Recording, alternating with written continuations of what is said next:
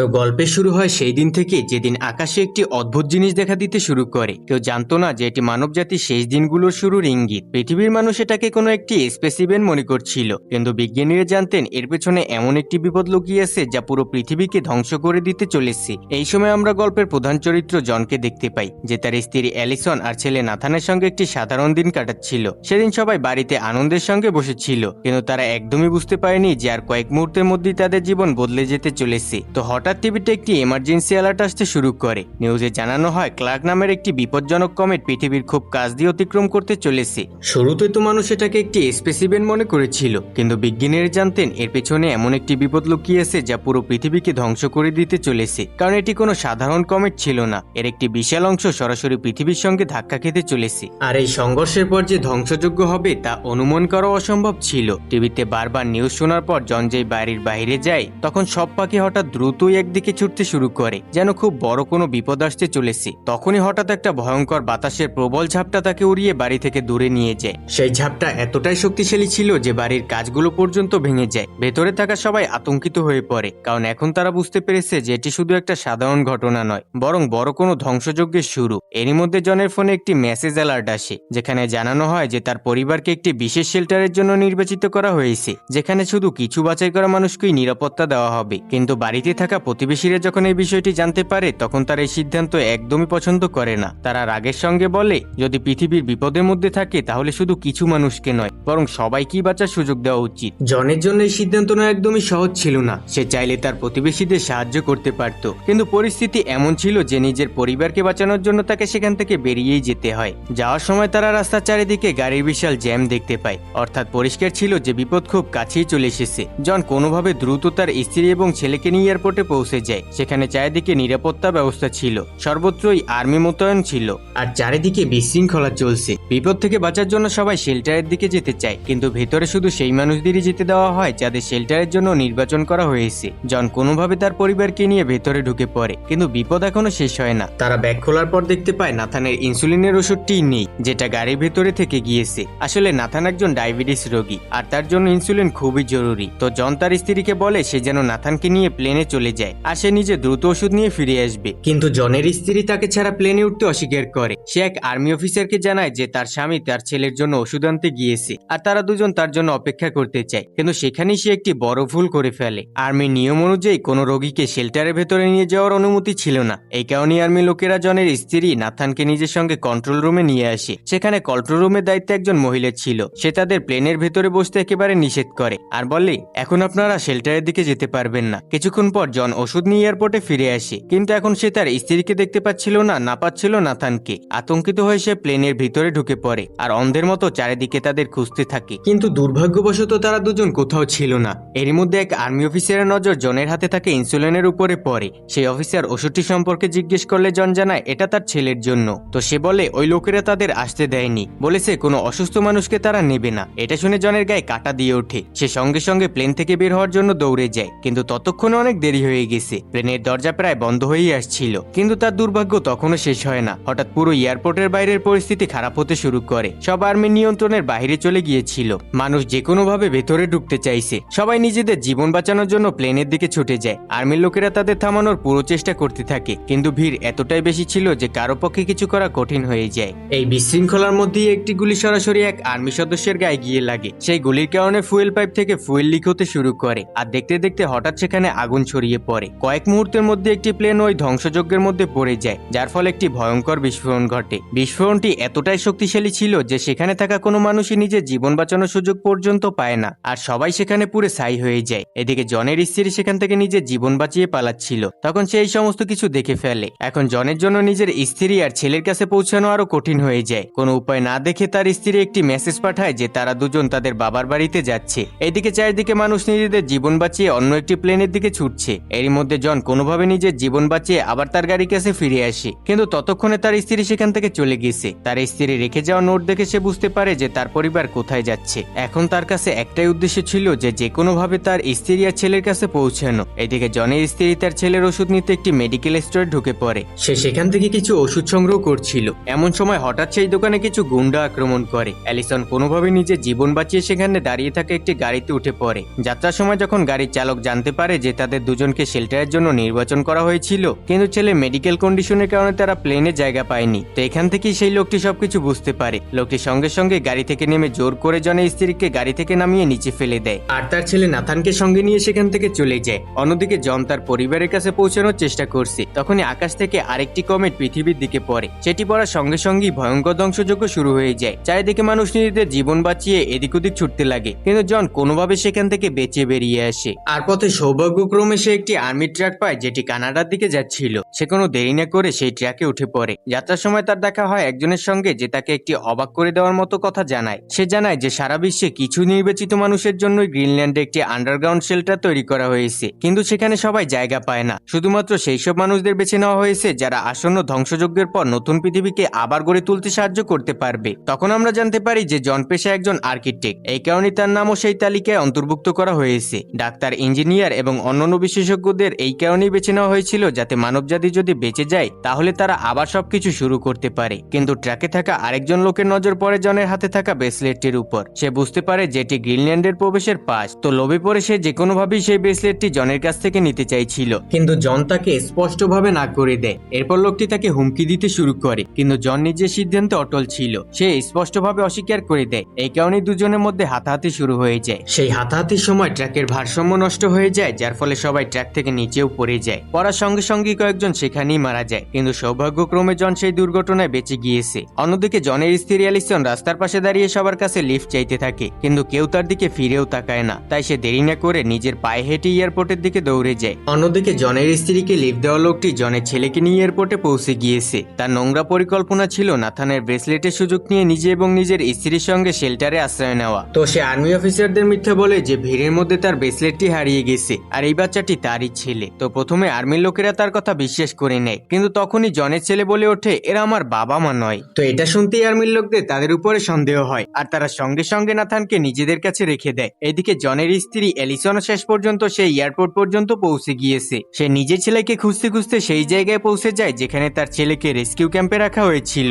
নিজের ছেলেকে সুস্থ দেখে সে স্বস্তির নিঃশ্বাস ফেলে। তো একজন ডাক্তার তাকে জানায় যদি সে এখান থেকে শেল্টারের দিকে যেতে না চায় তাহলে কিছুক্ষণ পর একটি মিলিটারি ট্রাক এখান থেকে কানাডার দিকে যাবে, তোমরা দুজন তাতে যেতে পারো। অন্যদিকে অনেক কষ্টের পর জনও কানাডায় পৌঁছে যায়। সে সোজা তার শ্বশুরের বাড়িতে চলে আসে, কিন্তু সেখানে তার স্ত্রী আর ছেলে কেউই ছিল না। এই অস্থিরতার মাঝে হঠাৎ তার ফোন বেজে ওঠে আর ফোনে তার স্ত্রী জানায় যে তারা মেইন রোডে নেমে গেছে। এটা শুনে জন তাদের নিতে বেরিয়ে পড়ে। এতদিন পর যখন তিনজন একে অপরের সঙ্গে দেখা করে তখন সেই মুহূর্তটি তাদের কাছে কোনো অলৌকিক ঘটনার চেয়ে কম ছিল না, কিন্তু তাদের আনন্দ করার একদমই সময় ছিল না। জন তাদের জানায় যে সবচেয়ে বড় কমেটটি এখনো পৃথিবীর সঙ্গে আঘাত হানিয়েনি, আসল ধ্বংসযজ্ঞ এখনো বাকি। এই কারণেই যে কোনো মূল্যে তাদের গ্রিনল্যান্ডের সেই আন্ডারগ্রাউন্ড শেল্টারে পৌঁছাতে হবে, কারণ বেঁচে থাকার জন্য সেটি একমাত্র শেষ সুযোগ। তো অ্যালিসন তার বাবাকে সঙ্গে চলার জন্য বলছিল, কিন্তু তিনি স্পষ্টভাবে অস্বীকার করেন, কারণ এখন তার মৃত্যু এখানেই নিশ্চিত। তাই ইচ্ছে না থাকা সত্ত্বেও জন আর তার পরিবার সেই শেল্টারের দিকে রওনা দেয়। কিন্তু এখন পৃথিবী আর আগের মতো নেই। তারা যতই এগিয়ে যেতে থাকে পুরো পথ জুড়ে আকাশ থেকে কমেটের ছোট ছোট টুকরো পড়তে থাকে।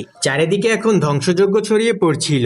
যেখানে যেখানে কমেট পড়ছিল সেখানেই মানুষ মারা যাচ্ছিল। পুরো পথ জুড়ে আকাশ থেকে পড়তে থাকা কমেটের টুকরোগুলো ধ্বংসযজ্ঞ চালিয়েই যাচ্ছিল। তো জনকে যে কোনো মূল্যেই শেষ ফ্লাইটটি ধরতে হবে। যখন সে এয়ারপোর্টে পৌঁছায় তখন বিমানটি উড্ডয়নের জন্য প্রস্তুত হয়ে যায়। তাই আর কোনো উপায় না দেখে সে তার গাড়িটি রানওয়েতে প্লেনের সামনে থামিয়ে দেয়। গাড়িটি প্লেনের সামনে থামতেই সৌভাগ্যক্রমে প্লেনটি থেমে যায় আর পাইলট রাগ করে বাইরে বেরিয়ে আসে। তো জন তাকে জানায় যে তার পরিবারও গ্রিনল্যান্ডের শেল্টারের জন্য নির্বাচিত হয়েছে, কিন্তু পাইলট তাকে না করে দেয়, কারণ প্লেনে প্রায় কোনো জায়গায় আর বাকি ছিল না। কিন্তু জন যে কোনো মূল্যে প্লেনে উঠতে চেয়েছিল। তো সে তাদের হুমকি দিয়ে দেয় যে যদি তারা তাকে সঙ্গ না দেয় তাহলে সে কোনোভাবেই গাড়িটিকে রানওয়ে থেকে সরাবে না। তাই বাধ্য হয়ে পাইলট জন আর তার পরিবারকে প্লেনের ভেতরে বসতে দেয়। তো সবাই এগিয়েই যাচ্ছিল। ঠিক তখনই সেই সবচেয়ে বড় কমেটটি পৃথিবীর সঙ্গে আঘাত হানে। বিস্ফোরণের ধাক্কা এতটাই ভয়ঙ্কর ছিল যে প্লেনটিও প্রচন্ডভাবে কেঁপে ওঠে। প্লেনটি পাইলটের সম্পূর্ণ নিয়ন্ত্রণের বাইরে চলে গিয়েছিল আর হঠাৎ একটি পাহাড়ের সঙ্গে ধাক্কা খেয়ে সেখানেই ধ্বংস হয়ে যায়। এতে কয়েকজন আহত হয়েছিল ঠিকই, কিন্তু সৌভাগ্যক্রমে সবাই জীবিত বেঁচে গিয়েছিল। প্লেন থেকে বের হতেই তারা দূরে আর্মির বাংকার দেখতে পায়। আর্মি তাদের দেখা মাত্রই গ্রিনল্যান্ডের আন্ডারগ্রাউন্ড বাংকারগুলোর কাছে নিয়ে আসে। ঠিক তখনই সেই বড় কমেটের টুকরোগুলো পৃথিবীতে পড়তে শুরু করে। সেগুলো দেখেই জনের গায়ের লোম খাড়া হয়ে যায়। সবাই দ্রুত বাংকারের ভেতরে ঢুকতে শুরু করে।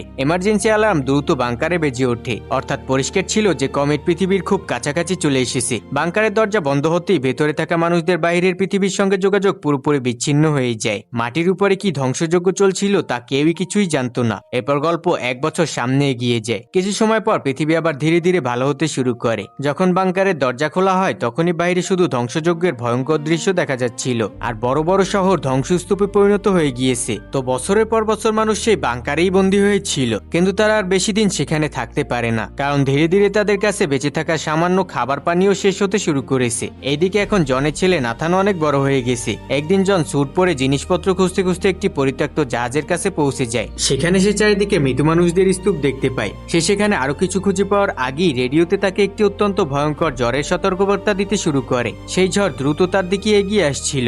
জন কোনোভাবে নিজের প্রাণ বাঁচিয়ে সঙ্গে সঙ্গে বাংকারের দিকে দৌড়ে যায়। ঝড়টিও তার খুব কাছাকাছি চলে এসেছিল, কিন্তু সৌভাগ্যক্রমে দৌড়তে দৌড়তে সে সময় মতো বাংকারের ভেতরে পৌঁছে যায়। কিছু সময় পর বাংকারের ভেতরে পৃথিবীকে আবার নতুন করে গড়ে তোলার জন্য একটি মিটিং চলছিল। ঠিক তখনই হঠাৎ একটি প্রচন্ড ভূমিকম্প এসে পড়ে। ভূমিকম্পটি এতটাই ভয়ঙ্কর ছিল যে পুরো বাংকার প্রচন্ড ঝাঁকুনিতে কেঁপে ওঠে। তো মানুষ নিজেদের প্রাণ বাঁচানোর জন্য এদিক ওদিক দৌড়াতে শুরু করে, কিন্তু কাউকেই পালানোর সুযোগ পর্যন্ত দেওয়া হয় না। কয়েকজন সেখানেই মৃত্যুর মুখে ঢলে পড়ে। এই হুড়োহুড়ির মধ্যে জন তার স্ত্রী ও ছেলেকে বাঁচাতে বাঁচাতে সেখান থেকে বাইরে দৌড়াতে শুরু করে। সে দ্রুত বাংকারের দরজা খুলে সেই মুহূর্তেই সেখান থেকে বেরিয়ে যায়। সবাই বাইরে বেরিয়ে আসার সঙ্গে সঙ্গেই বাংকারটি ভেতর থেকে পুরোপুরি ধ্বংস হয়ে যায়, আর বাইরে বের হতেই চারদিকে হুড়োহুড়ি শুরু হয়ে গিয়েছিল। কিছু মানুষের কাছে অক্সিজেন মাস্কও ছিল, আর অনেক মানুষ কোনো মাস্ক ছাড়াই নিজেদের প্রাণ বাঁচানোর জন্য সমুদ্রের দিকে দৌড়ে যায়। সবাই সমুদ্রে দাঁড়িয়ে থাকা নৌকাগুলোর দিকে দৌড়াতে শুরু করে, কারণ এখন বাঁচার শেষ সুযোগ তাদের কাছে সেটাই ছিল। জন তার পরিবারকে নিয়ে সোজা সমুদ্রে ঝাঁপ দেয়। জন সমুদ্রে ঝাঁপ দিতেই কিছু লোক তার মাস্ক ছিনিয়ে নেয়, কিন্তু কোনোভাবে সে তার পরিবারকে নিয়ে একটি নৌকার ভেতরে ঢুকে পড়ে, আর সঙ্গে সঙ্গেই তারা দরজাটি বন্ধ করে দেয়। সৌভাগ্যবশত তাদের নৌকাটি সমুদ্রে নেমে যায়। তারা সামনে এগোতে শুরু করতেই হঠাৎ একটি ভয়ঙ্কর ঝড়ের বিশাল ঢেউ তীরে থাকা মানুষদের নিজেদের কবলে নিয়ে নেয়, আর তাদের নৌকাটি খুব কষ্টে এই ধ্বংসযজ্ঞ থেকে বেঁচে বেরিয়ে আসতে পারে।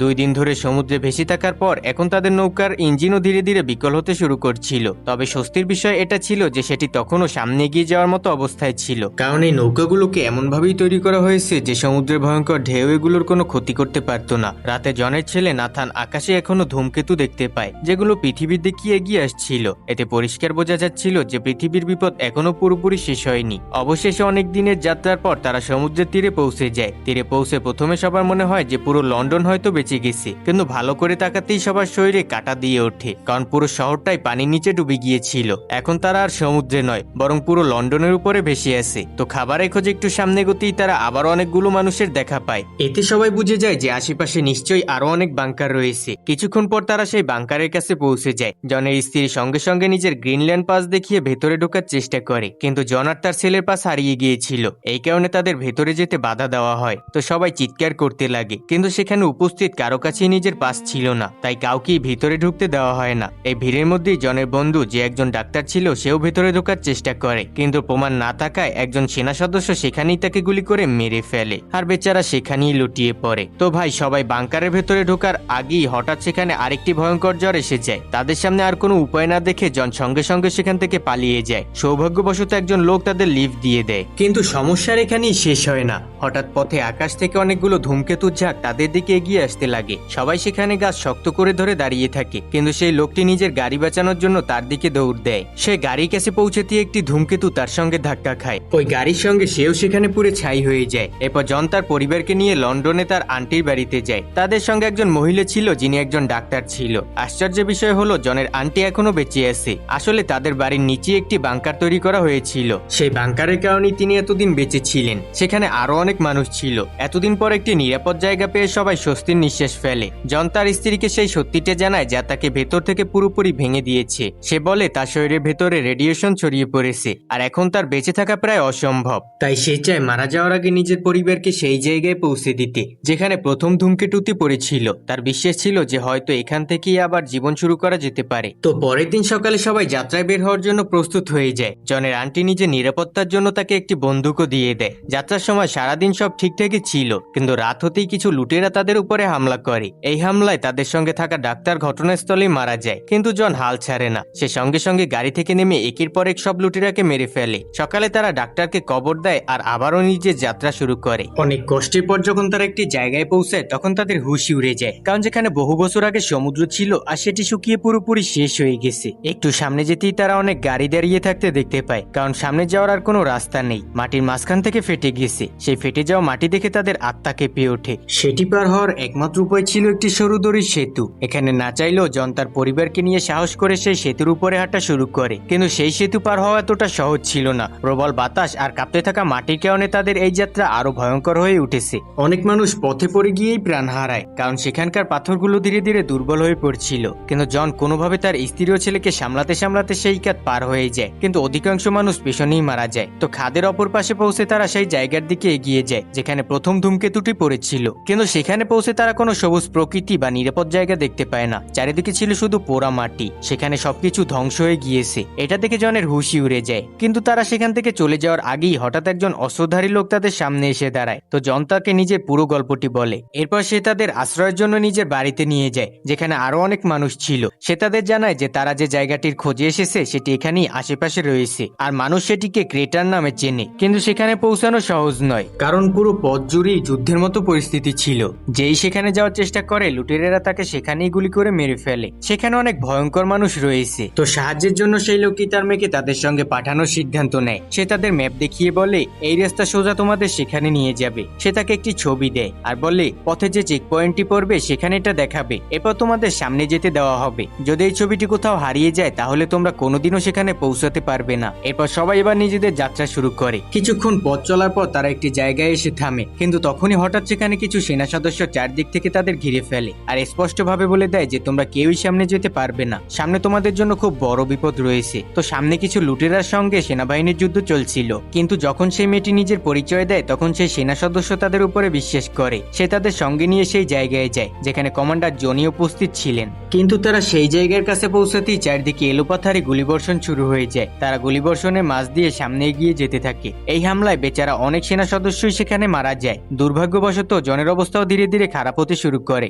অর্থাৎ এখন আর তার হাতে বেশি সময় নেই। সে যে কোনো মুহূর্তেই নিজের জীবন হারাতে পারে। কোনোভাবে পুরো রাতের পথ অতিক্রম করার পর সবাই সেই চেক পয়েন্টে পৌঁছে যায়, কিন্তু সেখানে গিয়ে তারা জানতে পারে যে কমান্ডার জনি আগের রাতের হামলায় মারা গেছে। তো অফিসার তাদের ফিরে যেতে বলে, কারণ তারা যদি এখানে 1 মিনিটও থাকে তাহলে সবাই মারা যাবে। কিন্তু জন স্পষ্টভাবে বলে দেয় যে সে আর এখান থেকে কোথাও যাবে না। এখন সে যে কোনো অবস্থায় নিজের পরিবারকে ক্রেটারে নিয়ে যাবেই। সে সেই ছবিটিও তাকে দেখায়, কিন্তু অফিসার স্পষ্টভাবে তাকে না করে দেয়। এখন জনের শরীরও ধীরে ধীরে সাড়া দেওয়া বন্ধ করে দিচ্ছিল, কারণ রেডিয়েশন তার শরীরে পুরোপুরি ছড়িয়ে পড়ে। তো জনের কথা শুনে অফিসারের মন গলে যায়। তাদের প্রতি দয়া করে তিনি তাদের একটি বাসে তুলে দেয় যা সোজা ক্রেটারের দিকে যাচ্ছিল। তো জন আর তার পরিবার আবারও নিজের ভয়ঙ্কর যাত্রায় বেরিয়ে পড়ে, কিন্তু গন্তব্যে পৌঁছানোর আগেই আরেকটি প্রবল বিস্ফোরণ ঠিক তাদের বাসের সামনে এসে পড়ে, যার কেউই নয় সেই লুটেরারাই ঘটিয়েছে। সেই লুটেরারা পুরোপুরি বাসটির উপরে দখল নিয়ে নেয়। বাসের সঙ্গে যত সেনা সদস্য ছিল এই লুটেরারা সবাইকেই মেরে ফেলে। এই লুটেরারা বাসের ভেতরে থাকা সবাইকে নিচে নামার আদেশ দেয়। তো সবাই একে একে বাস থেকে নিচে নামতে শুরু করে, কিন্তু জনের পালা আসতেই সে নিজের জীবনের পরোয়া না করে সেই লুটেরার উপরে ঝাঁপিয়ে পড়ে। তো জনকে লড়াই করতে দেখে বাইরে দাঁড়িয়ে থাকা লোকজনও সাহস পেয়ে যায়। তো সবাই মিলে একের পর এক সব লুটেরাকে সেখানেই মেরে ফেলে। আর সেই লুটেরাকে শেষ করার পর জন বাস থেকে বের হতেই দেখা যায় সে আহত হয়েছে, কারণ তার গায়ে গুলি লেগেছিল। সে সঙ্গে সঙ্গে নিজের স্ত্রীকে বলে যে সময় খুব কম, তাই আমাদের এখনই ক্রেটারের দিকে যেতে হবে। তো সবাই গাড়িতে উঠতেই জনের স্ত্রী নিজেই সামনে গিয়ে দ্রুত ড্রাইভিং সিটে বসে পড়ে। তারা সবাই দ্রুত গতিতে ক্রেটারের দিকে এগিয়ে যেতে থাকে। একটু সামনে যেতেই তাদের রাস্তার সামনে অনেক ভাঙাচোরা গাড়ি পড়ে থাকতে দেখা যায়, তাই বাধ্য হয়ে তাদের গাড়িটি থামাতে হয় আর পায়ে হেঁটে পাহাড়ের দিকে রওনা দেয়। পাহাড়ের উপরে উঠতেই তাদের সামনে এক সুন্দর উপত্যকা দেখা যায়। তাদের চারিদিকে সবুজে ভরা প্রকৃতি, স্বচ্ছ পানি আর নির্মল বাতাস ছিল। এত ধ্বংসযজ্ঞের পরও সেখানে জীবন এখনো পর্যন্ত বাকি আছে। তো এটা দেখার পর জনের চেহারায় শান্তি ফিরে আসে। জন খুবই খুশি ছিল, কারণ সে শেষ পর্যন্ত তার পরিবারকে একটি নিরাপদ জায়গায় পৌঁছে দিয়েছে। কিন্তু গুলি লাগার কারণে জন এখন তার জীবনের শেষ নিঃশ্বাস গুনছিল। ঠিক তখনই সে হঠাৎ নিচে পড়ে যায়। জন নিজে তো এই দুনিয়ার একজন হতে পারেনি, কিন্তু সে নিজের জীবন দিয়ে নিজের পরিবারকে একটি নতুন জীবন দিয়ে দিয়েছে। আর এরই সাথে এই মুভিটির হ্যাপি এন্ডিং হয়ে যায়। তো কেমন লাগলো আজকে সিনেমাটি? ভালো লাগলে কমেন্টে জানিয়ে দিও আর চ্যানেলটিকে সাবস্ক্রাইব করে দিও। তো দেখা হবে পরবর্তী কোনো ভিডিওতে। ততক্ষণ সবাই সুস্থ থেকো, ভালো থেকো, টেক কেয়ার, আল্লাহ হাফেজ।